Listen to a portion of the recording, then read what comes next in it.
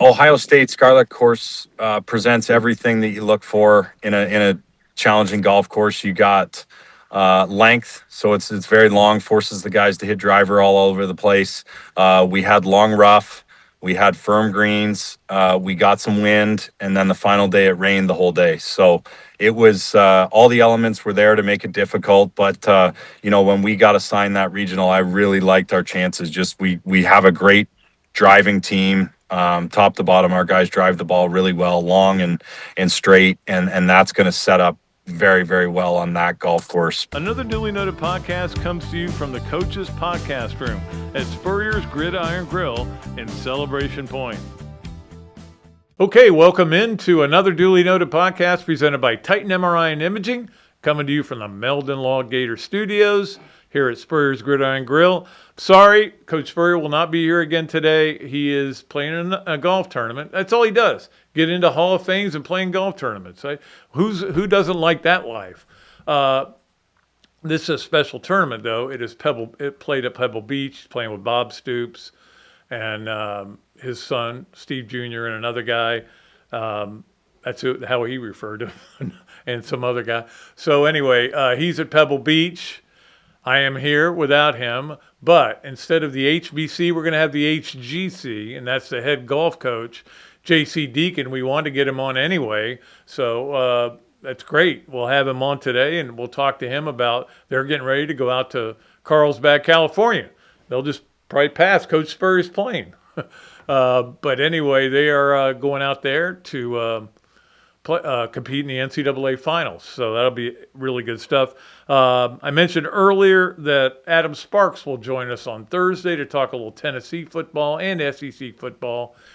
Going to go real hard on football for a while here after we get through baseball. I mean, softball's done, but we know that. But we'll go hard with some football stuff to keep you guys engaged, all right? And girls, men and women, I should say. All right, let us get to our Money Medals starting five. MoneyMedals.com is your home for gold and silver purchases, one of the largest distributors in all the United States. 2 Gator grads are running it, and you can reach them at 1-800-800-1865 or at MoneyMedals.com. Okay, well, number one on our MoneyMedals.com starting five is certainly the softball. Now, the softball, there was no more to write about. You could not have asked for a better if you were just a pure writer and you didn't care who won. If you cared who won, people like me did, a lot of people did, it was pretty brutal how it ended. You get run ruled at home in your final game of the season.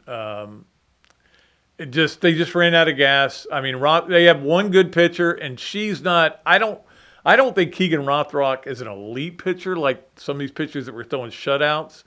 But she did pitch really well in the Saturday game. But obviously, Texas Tech has a great team, fueled by the portal, which is fine. You're allowed to do it. They've got 15 of their 23 players are portal additions, including Mia Williams, who we'll get to her in a minute. But look, they're spunky. They're a little aggressive. I don't understand hitting Mia Williams 5 times in the series, although I just think they were trying to pitch her inside. But to hit her right in the back on the first pitch of the whole series, I don't know. It was a weird series with her. And then, of course, she got the last laugh, hitting 2 huge homers, including the game winner on Friday. And you got to give her credit. I mean, I liked her when she played here. Family I can do without, but that's a whole nother story. Florida scored a lot of runs during this weekend, and they came back so many times. They came back from getting killed in the first game and you're ready to turn it off to tying the game and then lost it in extra innings, or lost it in the top of the ninth. 7th, sorry. The second game, they get up ahead, and they come back and tie it, and they destroyed them. They played really well. Third game, get way down. I'm turning it off. I turned it over to something else to see what else was going on. Came back to it just in time to see Ava Brown's homer. So anyway, Florida scored enough runs. They scored plenty of runs. You score 7 and 8 runs, and you should win softball games. I will say this, though, and this is one thing that I don't get. Maybe somebody that knows more about softball can explain this to me, because it was never explained to me. I just don't understand why every commentator talks about how the strike zone has gotten smaller. Now, is this, and I tried to look it up online, is this something that was mandated, or the umpires just doing it on their own? I can tell you this, watching all the softball I watched this weekend, if you don't throw it right down the middle, it's not a strike. There's no such thing as a strike that's a little bit high. The great thing about that ABS system that they use for Gator baseball, all the SEC baseball, is the high strike came back, because you would get a pitch and they call it a ball, and then you tap your helmet, and hey, guess what? It was a strike. I got things to say about that too. But anyway, Florida scored a lot of runs, but in their last 10 games, they lost 6 of them. They went 5-5. In 6 of those games, they gave up 63 runs. It's just, I think Keegan Rothrock ran out of gas. There's no question about it. She, she's, like I said, I don't think she's an elite pitcher. She's a really, really, really good pitcher with a lot of success and a lot of wins for the Gators, and I appreciate her. But if you don't have a number 2, and they don't have a number 2, and certainly not a number 3, they don't have, that's it. I mean, they've got a lot of pitchers, but none of them are really any good, to be honest with you. And I'm not trying to knock them. I know they got a kid coming in next year that was in the dugout, and she'll be playing next year, and maybe that'll be different, but they've got to get better in that regard. But still, there's a team that lost on the last day before Oklahoma City, and it's just the way it all went down. You lost to a bunch of punks, and you lost to a bunch of people that didn't mind getting in your face, and I'll get to one of them in just a minute. But that was our number 1 on our Money Medal starting 5. Still a great season. Still did a lot of great things. I enjoyed watching this team play. I am deeply into softball, watching softball, and I enjoy it very much. And they had a great season. Certainly not the way you want it to end. But I said long ago I didn't think they were going to make it to Oklahoma City, and I don't think baseball's making it to Omaha, and I think I'm going to end up being right about both, but we'll see. All right, number 2 on our Money Medal starting 5. I want everybody to listen to me about this. And I've never understood, and I wrote about this in my column for the Main Street Daily News, I've never understood why people have celebrated Jason Williams so much when he comes back for games and gets his free tickets. Jason Williams played 20 games at Florida, was suspended for the start of the season because he had tested positive, was suspended at the end of the season when they still had a chance to sneak into the NCAA tournament, and I think they lost 5 of the last 6 or whatever it was for testing positive for marijuana. And look, I'm not going to sit here and say how terrible marijuana is or anything like that. But when you're a player back in the 90s, you had to know what the rules were. And some guys were able to circumvent them, some guys weren't. But I get it. And then Jason Williams was a great NBA player, no doubt about it. People who put him, want me to put him in their, top 10 Gators of all time. No, I never was a big fan. I've interviewed the guy a few times. I didn't mind interviewing him. I know that some people are really close to him still in the program, mainly because Mia came here, but then she leaves and he is no longer a Gator because he let it be known he's not a Gator anymore, and that's fine. And I don't have a problem with you supporting your family. But to do the mock Gator chomp at the Gator fans, it's weak. Anyway, all I'm saying is take my advice. Never celebrate this guy again. He was a mercenary who came in here for 20 games, did a couple of nice things, was constantly in Billy's doghouse because he would do dumb things. So quit celebrating him, okay? We'll celebrate the people that stayed around here for a while. I guess we could still celebrate Bradley Beal. He played the whole season, helped him in the NCAA tournament. Anyway, I wanted to get that off my chest. All right, let's get to number 3 on our money medals starting 5, and that will be baseball. Now, ideally, I would be able to tell you where Florida's playing the regional. Unfortunately, we're going to be done right about when the regional show starts. Selections Monday that they have, and I remember this, that one selection Monday was the day the OJ verdict came down. I may be wrong about that, but I remember being in there and finding out the OJ verdict, and then going to do the interview with Andy Lopez. But I that's the way my memory is. It's kind of weird. Anyway, certainly a tough way to get knocked out of the SEC tournament. You got a lead, rain delay comes. You give up the lead. You end up losing 8-7 to Georgia. Georgia ends up winning the tournament. Run rules. Arkansas, I think it was. Yeah, and the last guy, I didn't watch any of it because that got rain delayed terribly. In the end of the day, you always want to compete. You always want to try to win. Probably just as well. You got to come home instead of, but you'd want to win the tournament. I'm not saying it, but it's okay. They're playing really well. They hit the ball very well. Bullpen is still a big question mark, but they were going up against. Don't forget, they played Georgia 4 times. Went 2-2 against them. Georgia, who leads the world in home runs, never hit a homer against them. Right. The whole time. So, I mean, that's good. Florida out-homered them, I think 10-0, something like that. Anyway, we'll find out who they play. There's a lot of discussion about who should be the number 8, whether Florida should be in that mix. I think they should be. I won't be shocked if they're not. But please, people trying to tell me that Florida State should go be higher than Florida. Florida State is got a higher RPI right now. It's fluctuating, but they're 7 and Florida's 10. Florida beat them 3 straight.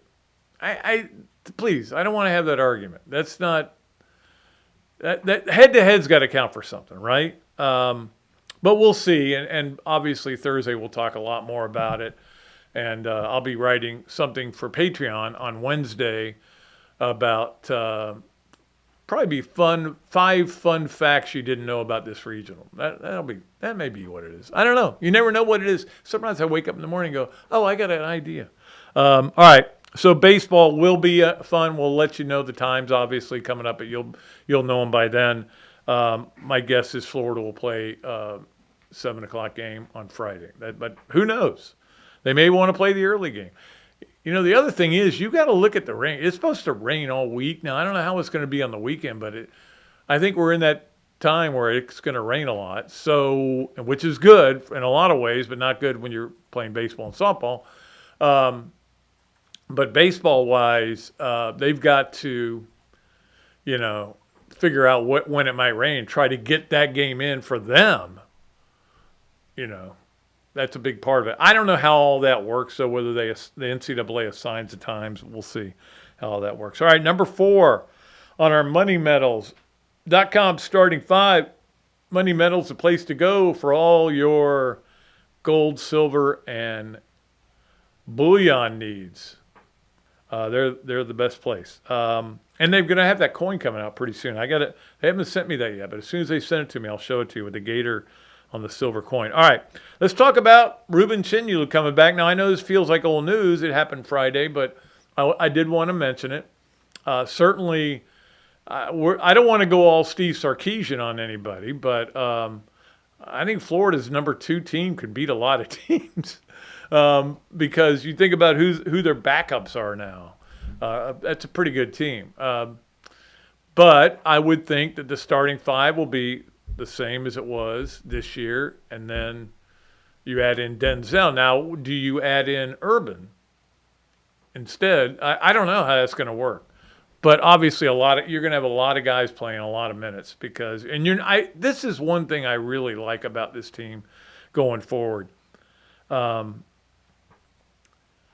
I hope that Chinulu can do what he did at the combine because he made 11 out of 25 from 3 when they had a drill, and that caught people's attention, and that's one reason he became a first-round pick. But he's still coming back, and I give credit to the boosters who've come up with the money, and they're coming up with it in football. Obviously, Florida boosters are being asked for a lot, and they're delivering. But the thing I love about this team is that maybe you don't have to play as many minutes like Houck did last year. I think the key would be to keep Houck as fresh as possible for the end of the season. But he wants to play, and he loves to play, and he never seems to get tired. But you got to think maybe he did.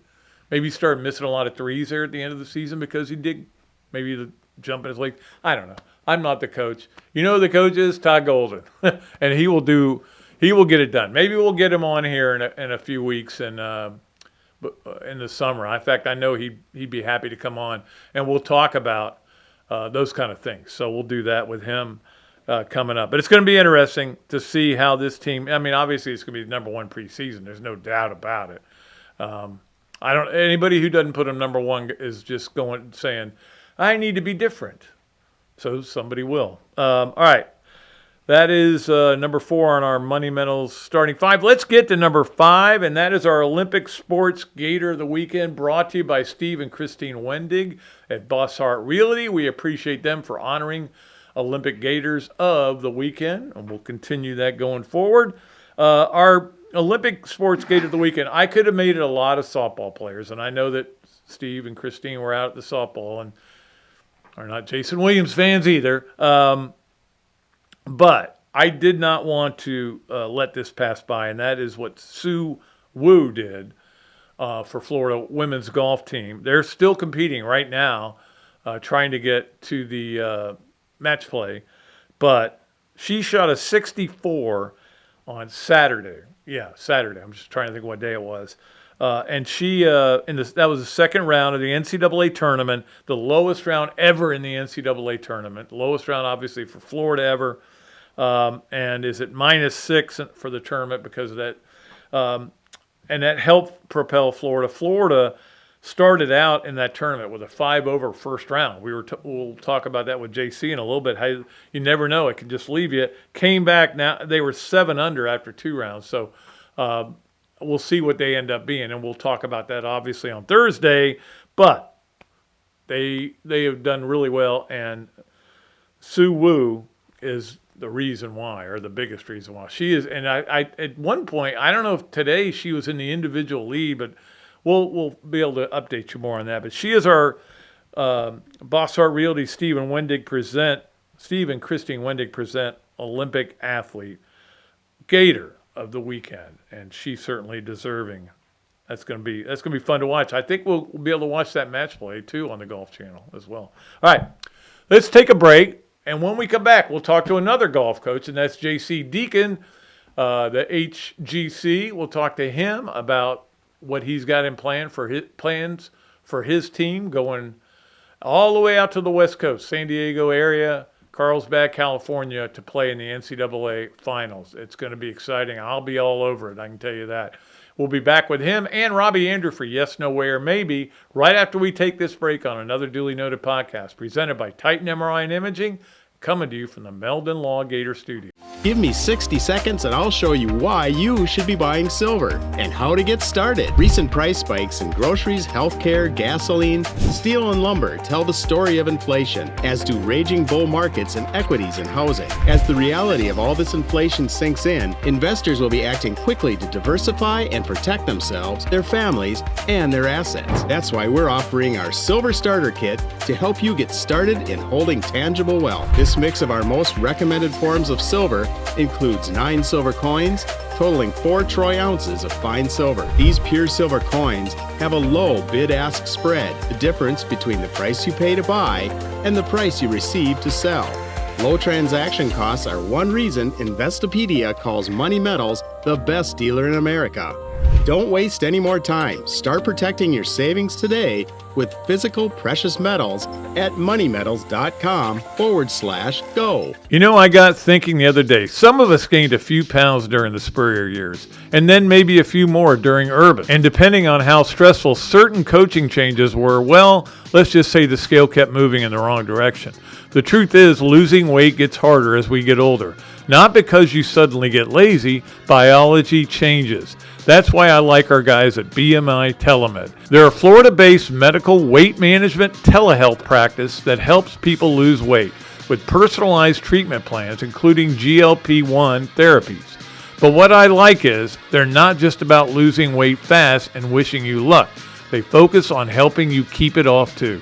Free consultation, easy process, real clinicians. Check them out at bmitelemed.com, because if your metabolism left town around the time Urban did, you're probably not alone. That's bmitelemed.com. Titan MRI, North Central Florida's premier independent diagnostic testing MRI facility. At Titan MRI, we're focused on you, the patient, having a great customer experience. Our MRI equipment is modern and 75% quieter than any unit in its class. And our MRI unit has one of the largest openings of any of the newer high-strength MRI units, which allows comfortable scanning for potential claustrophobic and larger patients. At Titan MRI, we look forward to serving you. Okay, welcome back to another duly noted podcast presented by Titan MRI and Imaging, coming to you from the Meldon Law Gator Studios. It is a great pleasure to bring on the HGC, the head golf coach at the University of Florida, JC Deacon, who is getting his team ready right now to go out to Carlsbad and play in the NCAAs. And I know it's an exciting time for you, but it's also an intense time for you right now. Yeah, sure is. This is what you work for and what it's all about. But we got a great team and an amazing bunch of guys, and really excited to get out to Carlsbad and see if we can't make a run. So is this now the new Omaha or Oklahoma City, Carlsbad? Is that going to stay that way, or? Yeah, so the University of Texas and their head coach, John Fields, has really gotten behind this and gotten ownership on board at Omni La Costa there. And I really love it. They get it in perfect condition, and it's a very challenging golf course, tests all parts of your game. And they're trying to make it, in Oklahoma City for softball and Omaha for baseball. They want to have something that fans can get familiar with and expect things to be at. You kind of learn the holes and stuff like that. And obviously you got that San Diego weather that you just can't beat. So a lot of things working in its favor. Yeah, well, you guys know the course now because you've been there, and I think that's a part of it. But I know that you're excited about getting out there, but you also know that you're going to have to play well. And we've seen what happened. I'll give you an example. The women's team this week, and now they're still playing right now, but starts out and has a terrible first day, and you're like, what's going on? And then they've come back and look like they're going to be able to make the match play. But you know how it is with golf. Golf is, believe me, as somebody who's still playing, as bad as I am, I know that I can hit it great on one shot and terrible on the next, and that's the way the game is. It's a game of failure. Yeah, it certainly is, and it's a game of handling adversity. It's just coming your way no matter what, and that's why we stress that stuff all year long. Starts in August, and I think at times our players probably think Dudley and I are crazy, but we hammer them pretty hard early in the year and make sure that we're playing and acting in the way that we want and the way that we've seen be very successful. And we've got 5 guys right now in our lineup that have bought into that, and they're ready to handle adversity and ready for whatever comes their way. And like you said perfectly with golf, it's just inevitable for adversity to come up, and I'm sure we'll get lots of it next week. But I really believe in these guys and excited to see what they do with this opportunity. Yeah, I want to talk. You mentioned Dudley, and I want to talk about him. Obviously, I've known him for a long time, back to when he was his playing days at Florida. But what has he meant to bring him in? And obviously, you guys won the Natty a couple of years ago with him. What has he meant, though, just to have a second coach out there? Because he obviously has a lot of experience. Yeah, Dudley's just been a game changer. There's no other way to explain it.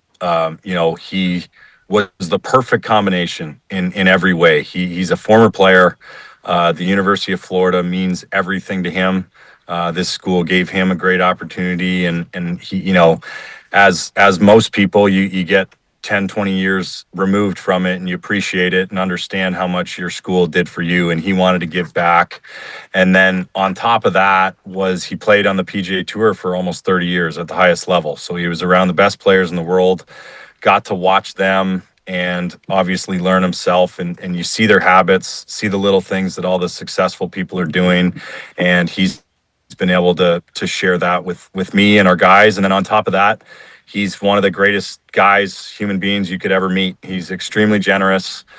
He's incredibly hardworking, and he loves our players and has developed some genuine relationships with them. And you do those three things as a coach, it's going to make you very successful. And Dudley's been as successful as anyone. He really was. I know he's a great player, but he was made to coach, and we are very lucky to have him at the University of Florida.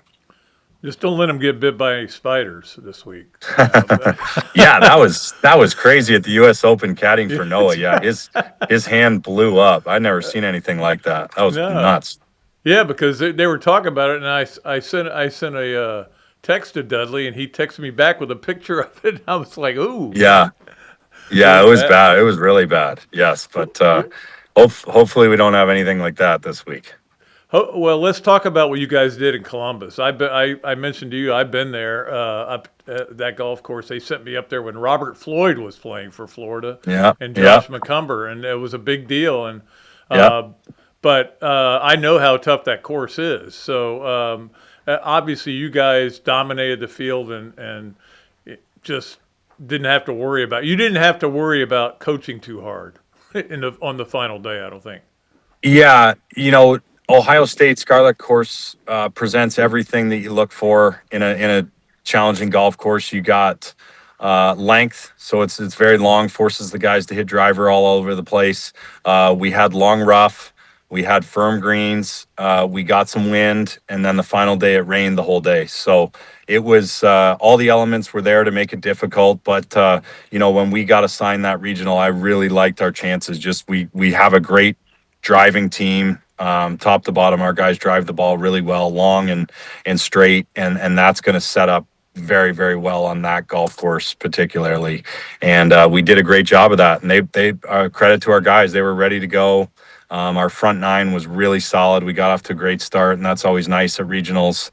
And then they just kind of carried it throughout the tournament. We had 3 guys finish in the top 2, which is crazy. We had Luke Poulter won individually, and then Matthew Kress and Parker Sands finished tied for second, and Jack Turner was also there in the top 10. So it was just a tremendous week for us up and down the lineup, and to win by whatever it was, 24, 25 shots at an NCAA regional is a heck of an accomplishment, and I'm very proud of it, but not surprised at all. We've got a great team who's put in a lot of time and effort to be ready for these big moments.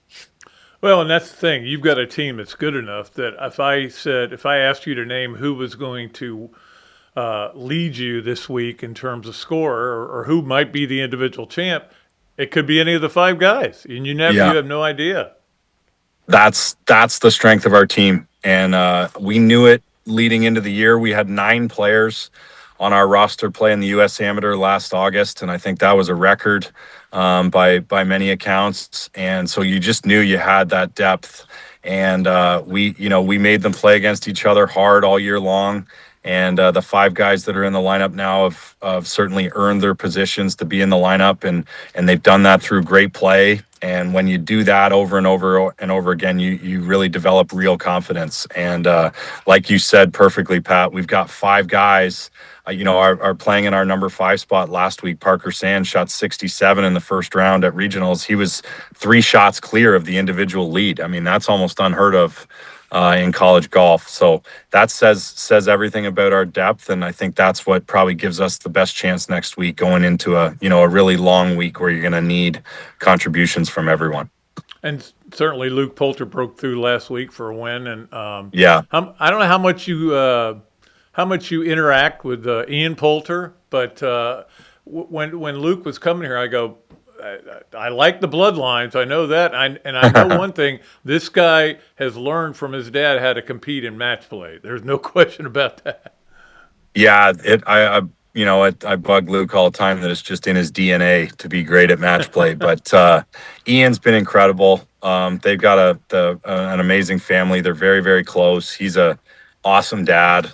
A lot of fun, and him and Luke have a great relationship. He's very invested in his game, and they work really, really well together. But I'm proud of Luke, because it's not always an easy position being the the son of a Ryder Cup legend and PGA Tour player. Those are hard shoes to follow, but he's kind of blazing his own path here and becoming his own player. And I think even Ian would admit Luke's got the potential to maybe even have a greater career than his dad, and that's saying something because Ian's played at the highest level for a really long time. But yeah, Luke's starting to come into his own here. That was a big win for him last week, kind of a statement win, and obviously a centerpiece of our team and our culture, and we're lucky to have him. Now, when you obviously you get, for those of you who don't know, it starts Friday, the national championship. When you're getting ready to go out there, what do you guys work on right now? Is it just normal fundamental drills and stuff like that, or are you saying, hey, we need to get better at this, or do you take all the flags out and don't aim at the pin, stuff like that? Yeah, so we took a lot of, Dudley and I have a deep dive into our previous tournament every week, and I know we won by 24, 25 shots there, but there was still some things that we did that we didn't love at the regional that we thought we could get better. So talked with the team about that, and then we'll set up some practice stuff every day that kind of takes them 2 or 3 hours to go through that's going to address those issues. And then, you're just trying to sharpen up all aspects because that's the beauty of La Costa. It's going to challenge every part of your game. So we're just trying to have the guys be ready in all aspects. And, especially the putting, when it comes down to match play, you just got to putt really well from 12 feet and in. So we're doing a bunch of stuff that looks at that. And, more than anything, just trying to make sure they get rest, stay hydrated, be relaxed, and enjoy this time together. And, if you're going to win this tournament, that's 7 rounds in 6 days. So it's going to take a lot of stamina, and just being ready for that grind is a big part of it. Well, and I was watching you guys in the SEC final, and, the other team made more putts, and that's what it comes down to. I mean, there's going to be a lot of 15 to 20 footers that the team and it's the same way with the Ryder Cup, President's Cup, all those. Match play comes down to who putts the best. Yeah, that was frustrating. Definitely all the credit to Chris Malloy and Ole Miss. They beat us there in the final and took advantage of it. But we played so great all week long, and there was no exception on that Sunday. But like you said, we just didn't putt good enough, and that was frustrating because we felt like we were the best team, but wasn't our day, and fell a little short and came second there. But I felt like we putted a little bit better last week, and could still putt even a little better when we get out to California. So if this team can get hot on the greens, we're gonna be really dangerous.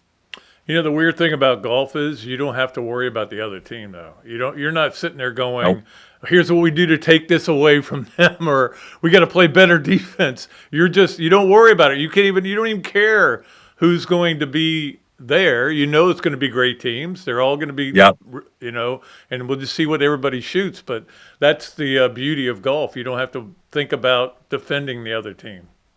No, and I think that's what the best teams in golf really do, is they just invest in themselves and worry about what they can control, and take on the golf course and build a good plan and stick with it and have discipline and emotional control and do all the things that we can handle. And you can't play defense, like you said, and there's nothing you can do to change what your opponents are doing. And, when it comes to match play, maybe a little bit of that plays into it. If your opponent's struggling on a hole, or maybe they've hit a great shot in there close, you can adjust your game plan a little bit. But in the 72 holes of stroke play that we have coming up, it's just about the Florida Gators and us playing our game and doing what we do best. And our guys have been doing a really great job of that recently.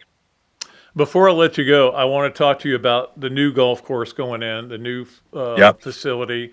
I know you spoke at the city commission or county commission, whatever it was. It seemed it's going forward now, and I don't even know what the progress level is. But what is this going to mean for you guys as a program? Because you're already doing elite things, but now you get what the Alabamas of the world are going to have. Yeah, I mean, I'm not gonna lie, it's a game changer for us. We have that's the funky thing, is we have everything we need here.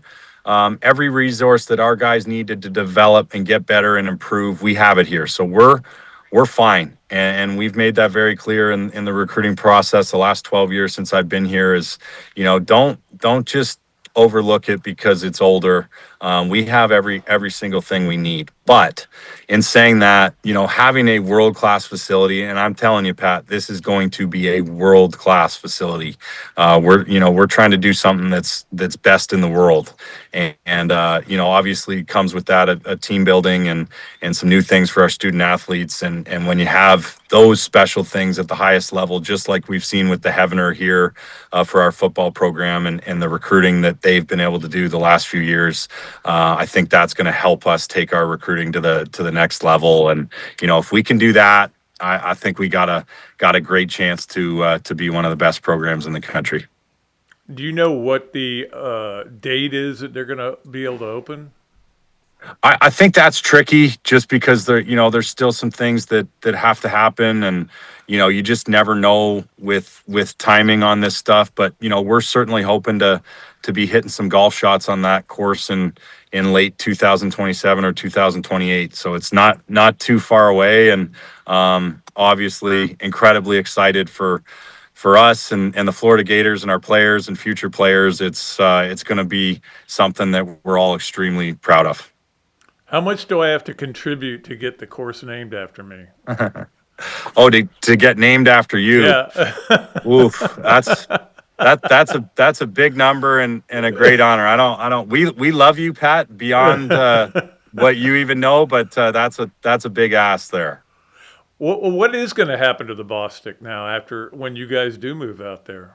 Are they Honestly, leave some holes? Yeah. From everything I've heard, they want to keep it just the way it is. It's a beautiful green space right here on campus, and a bunch of houses to the left or to the right, I guess the right of when you're playing hole 9 there. But from everything we've heard from the university, nothing's changing out at Bostic, and that's what's really exciting is we're still going to have the convenience. I think one of the things that's been the best for our players is all of them live within 30-second drive of our golf course. So they don't ever have to worry about traffic or logistics.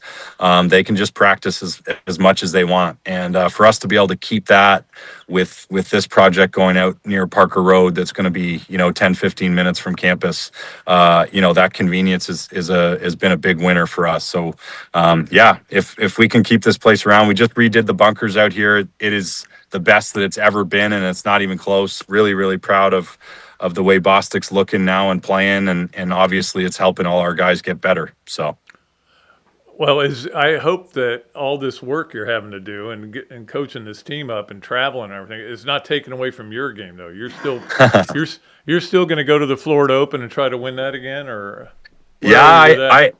I won it last summer, so I have my 5-year exemption back, which is nice. But if I'm going to contend to win that thing, it's going to take a lot of work this summer because I stink right now. But that's how it goes. My golf game is very cyclical. I don't get to play very much this time of year. Obviously, there's a lot more important things than my golf game. I'm worrying about the team full time, so that's fine. And I never worry too much. I'll get a week or two before the tournament where I can get my reps in and try and get a little bit better and be tournament ready. But, I really like playing because it's we're probably the only sport that can really do that. I can go and compete, and it's just a great reminder for me about how challenging and difficult tournament golf is. It's very different than casual golf, and me getting out and putting my name on the scoreboard and having to post a score and play and deal with the nerves and the adversity and the emotions that come with the game is a great reminder for me. It's always very humbling because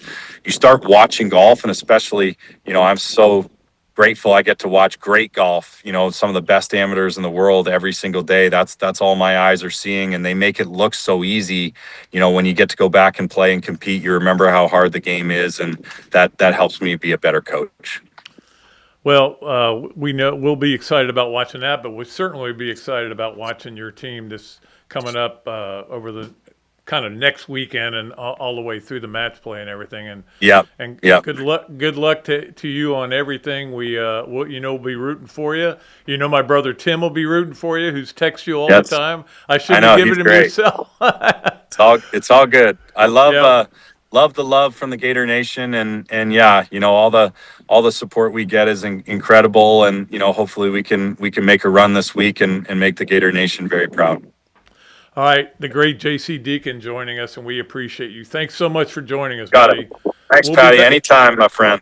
All right, buddy. We'll be back with more of another Dooley Noted podcast presented by Titan MRI and Imaging, coming to you from the Meldon Law Gator Studios right after this break. Meldon Law has been serving personal injury victims since 1971. In those days, Jeffrey Meldon's presence as an attorney in the music scene dubbed him with the nickname the Hippie Attorney.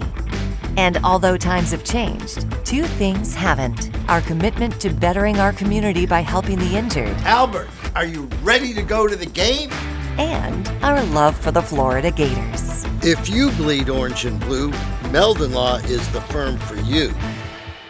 By now, you heard about the Florida Legends Experience and Gala, featuring Gator Heisman greats Tim Tebow, Danny Warfel, and Steve Spurrier, all in one place at Spurrier's Gridiron Grill. Imagine catching a pass or taking a handoff from a Heisman winner, all while supporting Isaiah 117 to help provide safe, loving homes for children in need. Then enjoy an unforgettable evening at the Gala, filled with great food and lasting memories. Don't miss this historic event. Find out how you and your business can get involved at fllegends.com. That's fllegends.com.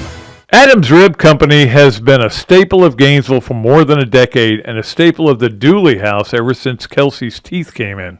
The first time I walked into Adams, I told my daughter that the green beans are always a test of a great barbecue restaurant, and they were perfect. You know about the ribs that melt in your mouth, and my favorite, the turkey plate.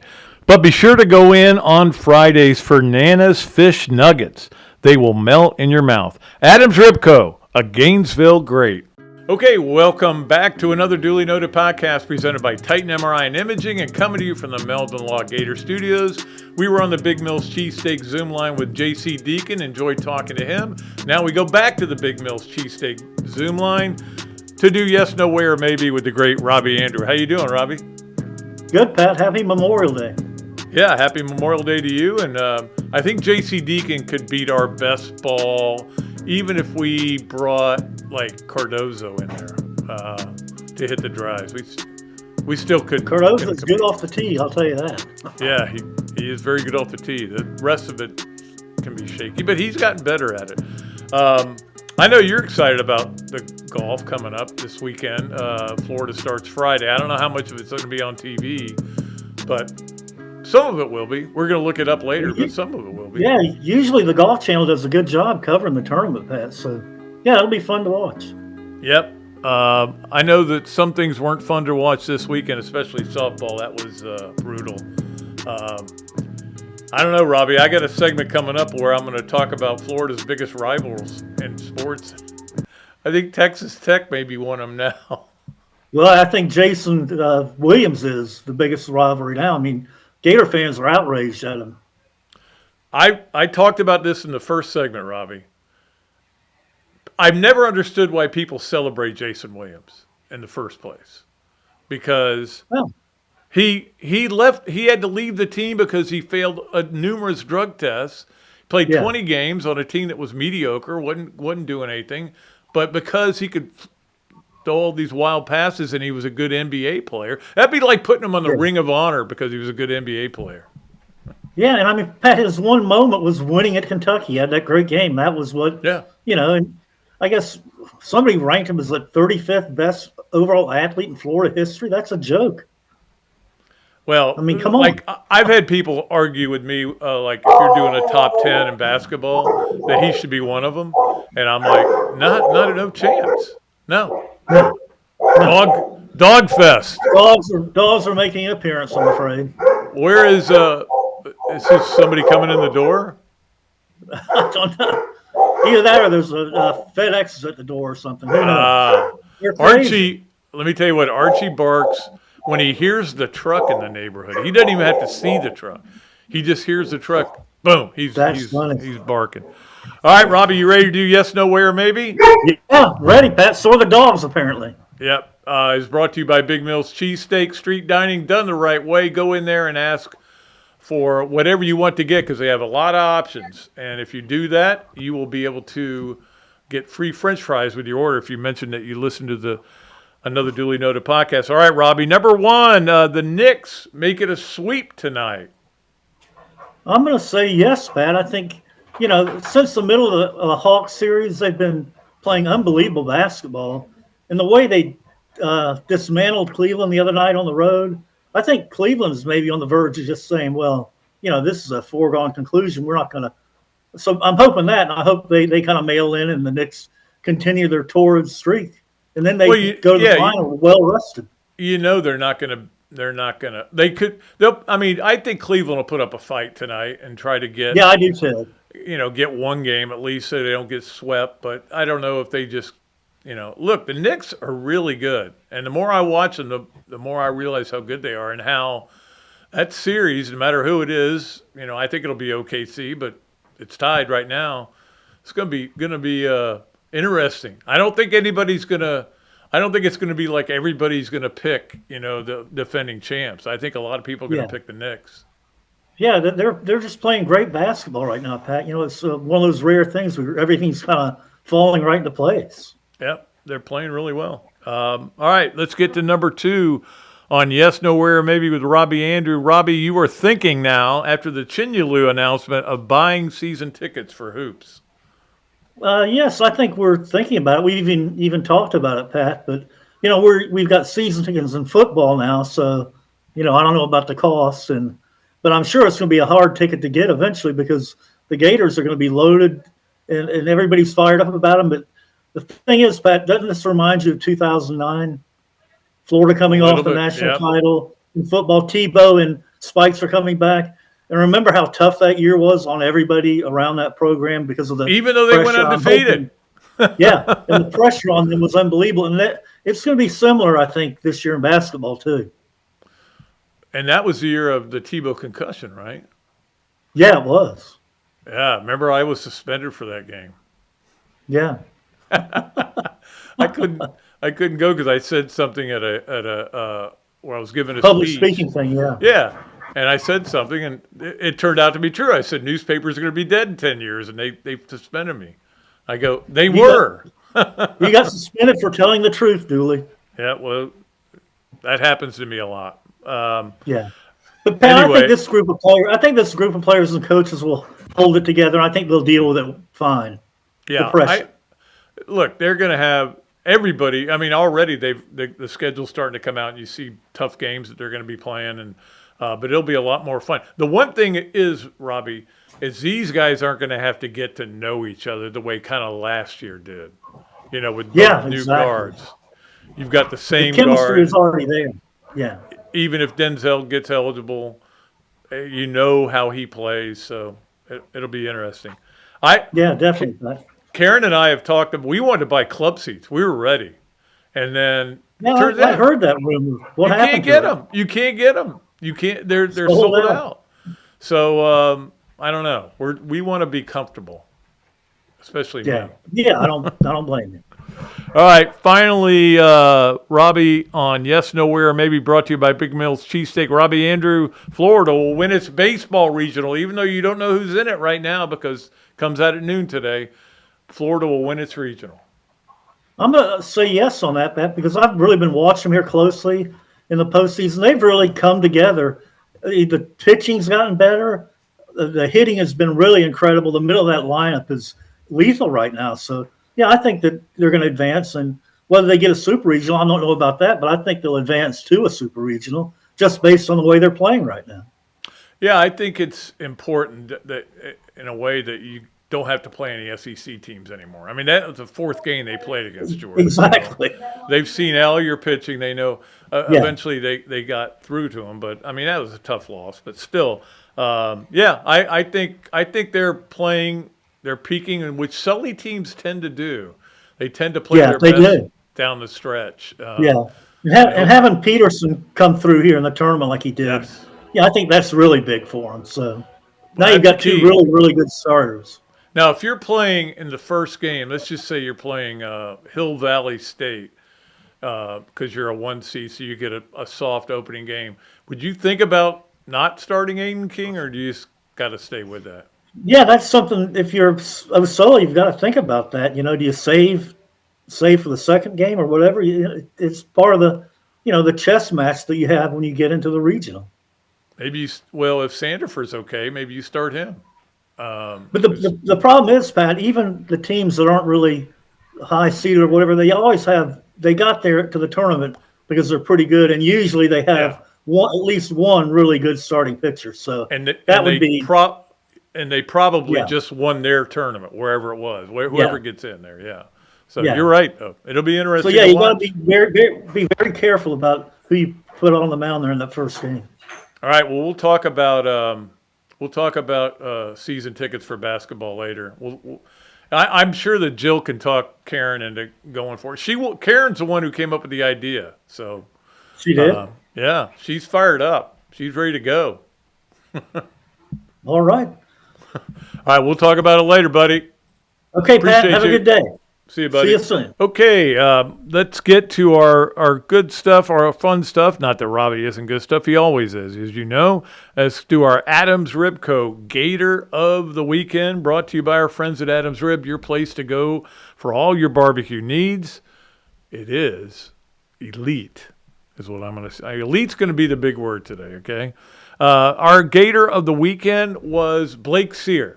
Blake Sear's a guy who came to Florida last year and didn't really have a great year, and you're wondering if, we'll see how it all goes with him. This year he's been tremendous, and especially lately he has been unbelievable. But in the SEC tournament, he was named to he along with Surwick were named to the All-SEC tournament teams. What do you get for that? A plaque? Do you even keep it? I don't know. Yeah, I don't even know if you'd want it hanging around. Now, if you were MVP, you probably get a crystal or something. That'd be good. Anyway, he could have been MVP. Blake Sear had 9 hits, 2 homers. Every time he would come up, I go, man, we can't keep asking you to get the hit. Then he get a hit. I think he had the big 2-run single that put him ahead against Georgia, or gave them some cushion, more cushion. But Blake Sear is our Adams Ribco Gator of the Weekend, and certainly deserving of it, as were a lot of people. A lot of softball players and baseball and golf and everything, really good. But that's a good problem to have. Let's get to number 2, or not number 2. Let's get to our Leonardo's at Millhopper. Quick pick, brought to you by our friends at Leonardo's of Millhopper.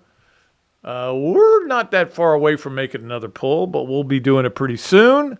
And I know a lot of you got it right, because a lot of you said 1 win for the Gator softball team, which obviously 1's not enough. Some of you said 2, and I didn't think it was impossible. I always thought it was unlikely. Anyway, we're just going to give you 1 game, because there's not a lot going on until the weekend. We'll give you a lot more on the weekend for the Thursday show, but we're going to give you 1 game, and it's on Tuesday. It's Major League Baseball. It is Atlanta at Boston, and it's on TV, so you can watch it. It's the Braves at the Red Sox. It's a rematch of when the Braves used to be in Boston, right? I know. That was in like the 1917s, something like that. Anyway, that's Tuesday night. That's it. Just get it in, the pick, to patrickdooley54@gmail.com. Also, we are losing 1 sponsor, and that's fine. They've been with us a long time. So if you are interested, please text me there. I just got all the numbers from Freddie, and I'd be happy to share them with anybody who's interested in being a sponsor. It's not very expensive, and it's a lot of fun, and I think it does people a lot of good. Anyway, that's my story, and I'm sticking to it. Speaking of great sponsors, let's move from Leonardo's of Millhopper, Quick Picks, one of our great sponsors, to 3 Things with Hesser and Kipke. Hesser and Kipke, with over 50 years of combined legal experience in North and Central Florida, Hesser and Kipke is your place for bankruptcy, workers' compensation, and family law. Call or text Ken and Jennifer at 352-339-9920, Hesser and Kipke. Okay, number 1 on Hesser and Kipke's 3 Things. We need to talk about the Kyle Busch death. Now, I'm not very familiar with auto racing. I don't follow it that closely. But I'm very well aware of the stars of auto racing, and Kyle Busch, of course, was one of them, and had won at every level, all three of their levels. I mean, just a great driver, and how he died is just terrible. I mean, he unresponsive in a simulator. They take him to the hospital. He dies. He ends up. They released what he had was severe pneumonia, which turned into sepsis, which is. It's just heartbreaking to hear about that. I mean, this is a healthy guy, and all of a sudden, but he was having problems with sinuses, and I don't know how all of it worked. I mean, the bottom line is he's gone, and certainly the emotions were overflowing in the NASCAR world, carried over to the IndyCar world, where they had the 500 as well this weekend. So, just a sad, sad story. It really, more than anything, that's when I saw it on the crawl. I went, it's one of those where you go, what? Kyle Busch, how could he be gone? And one reason I know about Kyle Busch a lot is because of Kurt Busch, because I listened to Howard Stern, and he and what's his name are great friends. I blanked on his name. The limo driver, Ronnie, the limo driver. Yeah. But anyway, they talk about it a lot. Anyway, that's not the point. Point is, it's really sad, and I feel for the family. I feel bad for all the people in NASCAR. I feel bad for everybody. It's just never a good day when something like that happens. All right, let's move along to number 2 on 3 things. Let's get into a better mood and talk about how Florida won the All Sports Award. Now, I did not know it still existed. For a long time, I was the main guy doing that. I got a lot of help from Mary Howard, who did a lot of the figuring.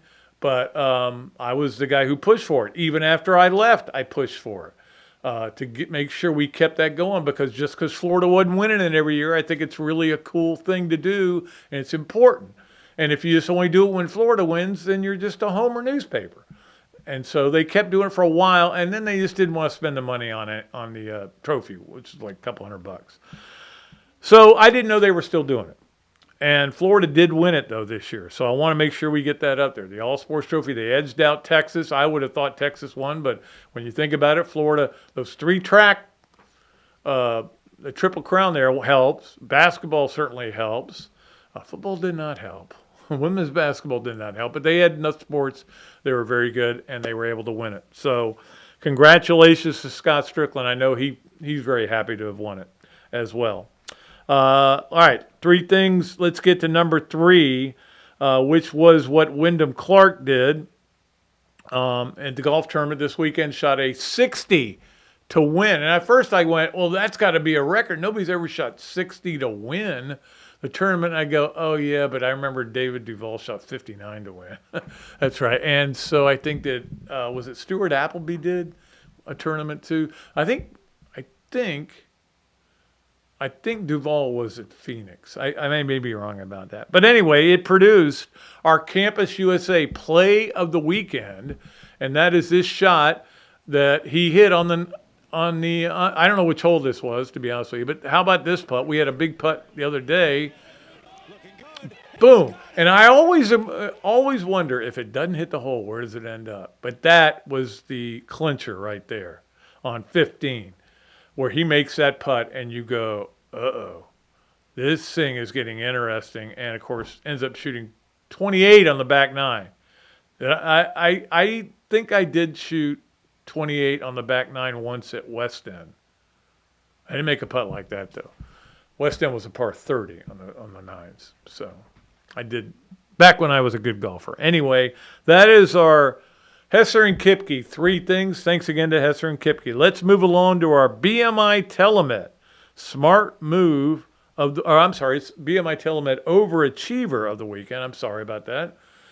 We appreciate our friends at BMI TeleMed. In fact, I just cut a new commercial. It'll be up for them. Achieve and maintain with BMI TeleMed, and you can call them and get a discount on your order. Just mention this show. Our Overachiever of the week is, as a group, the San Diego Padres. Why? What are you talking about, Duels? The San Diego Padres. I look at the plus minuses on how many runs you score and how many you don't score. You know who's got the best plus minus in baseball? I thought it might be the Braves, but it's actually the Dodgers. They're at plus 106. So they scored 106 more runs than their opponents. You know how many the Padres have outscored more than their opponents? 6. 6 runs. Yet, they're only a game and a half out of first. That is overachieving. You're winning a lot of close games and losing a lot of games bad. It's the only thing I can think. But so we salute you as our BMI TeleMed Overachievers of the weekend, our San Diego Padres. Hey, we're rooting for you because we hate the Dodgers. I do anyway. All right, that is our BMI TeleMed Overachiever of the weekend. Let's move to our Los Landeros Smooth Move of the weekend, brought to you by Los Landeros Tequila. Go beyond with Los Landeros, like an Urban Meyer's special team play. Very smooth. All right, our Smooth Move of the weekend is what Florida did this weekend. I'm not saying I am in favor of what they did, but to put Vernon Maxwell and Andrew Moten into the Hall of Fame does seem like they paid enough penance. Should they have paid penance? Absolutely. I mean, Vernon Maxwell got Florida put on probation. There was constant. Look, I'm not going to get into all the Vernon stuff, okay? But it's time. It's time. Enough time has passed. And so I think Florida putting them into the Hall of Fame. Now, this was a committee that does this. I think Rick Clarson's a big part of that. But I think it just got to a point where these guys belonged in. So they are going into the Hall of Fame, and that is a Smooth Move brought to you by Los Landeros. So let's get to our Learner Law Club Team of the Weekend, brought to you by Learner Law. And, of course, club teams are done now, but we're going to still continue to do some stuff here. Learner Law, we appreciate them, the place to go for your closings.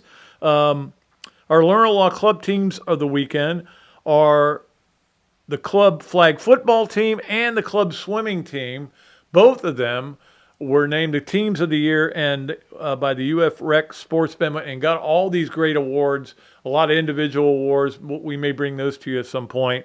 They had a big banquet, and the UF Rec Sports announced that they were the teams that have done so well, and they won all these big awards. Anyway, those are our club teams of the weekend, our flag football team and our club swimming team. Now, it's interesting that we're so good in swimming, and they also have a club team. You know how good they got to be.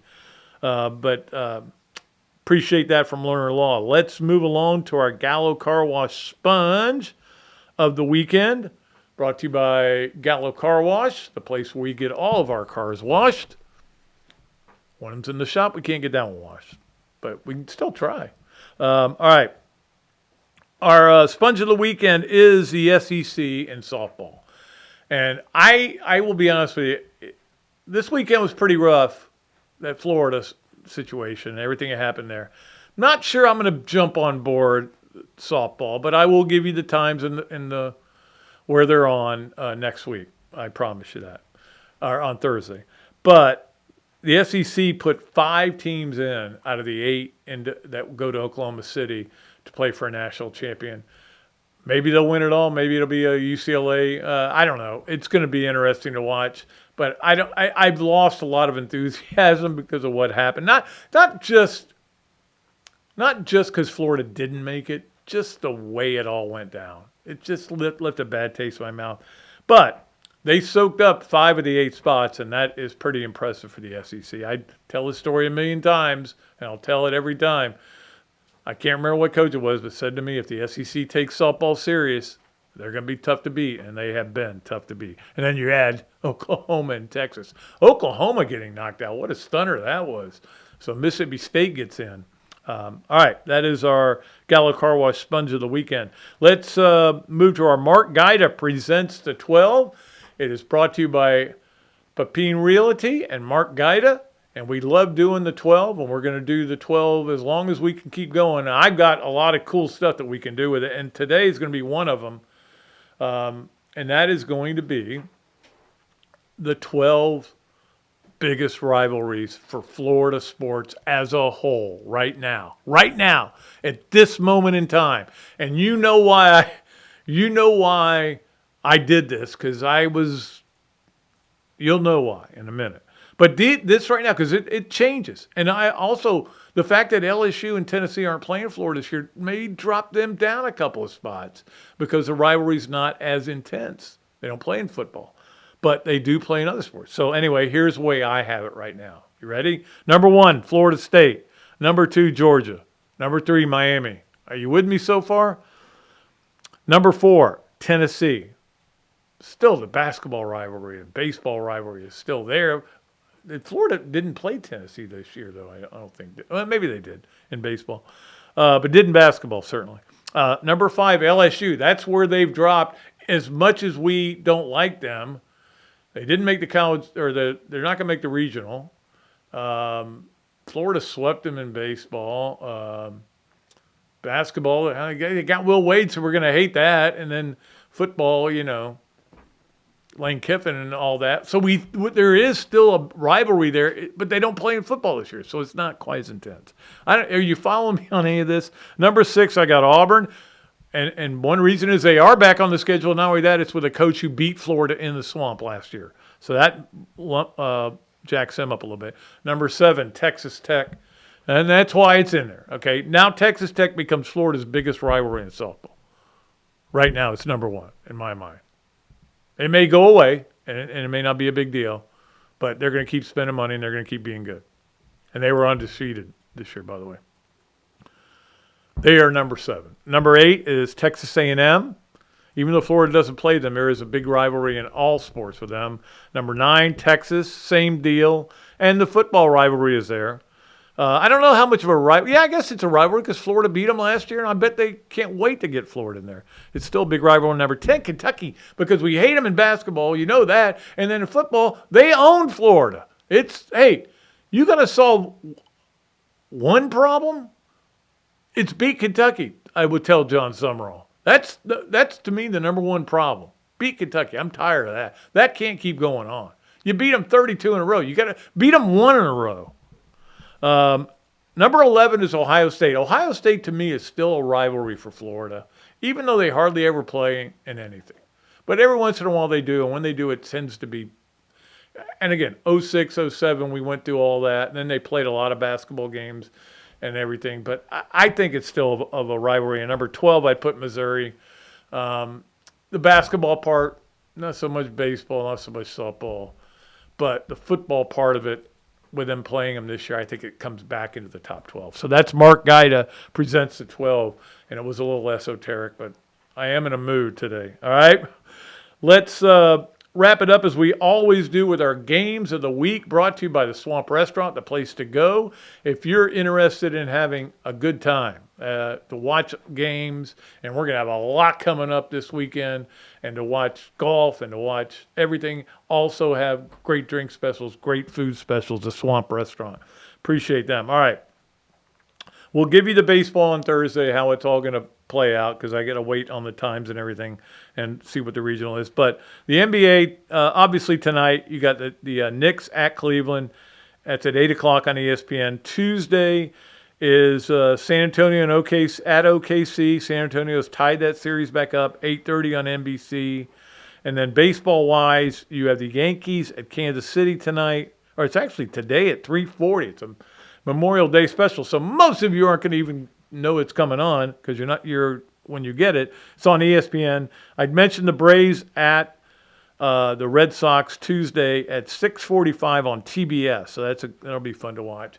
And then we'll get into softball Thursday and baseball Thursday and Friday and all that. I'll give you all that stuff on Thursday coming up. So that'll do it for another duly noted podcast presented by Titan MRI and Imaging, brought to you here at the Meldon Law Gator Studios at Spurrier's Gridiron Grill. Hopefully, Coach will be back Monday. Love that. Adam Sparks on Thursday. We'll talk a little volleyball with him. It'll be interesting. We're going to try to do that like we said earlier. Try to get different people on every week to talk about different teams in the SEC. All right. That's going to do it for another duly noted podcast. Until next time, I am Pat Dooley. I am deep, I am way back, and I am out of here.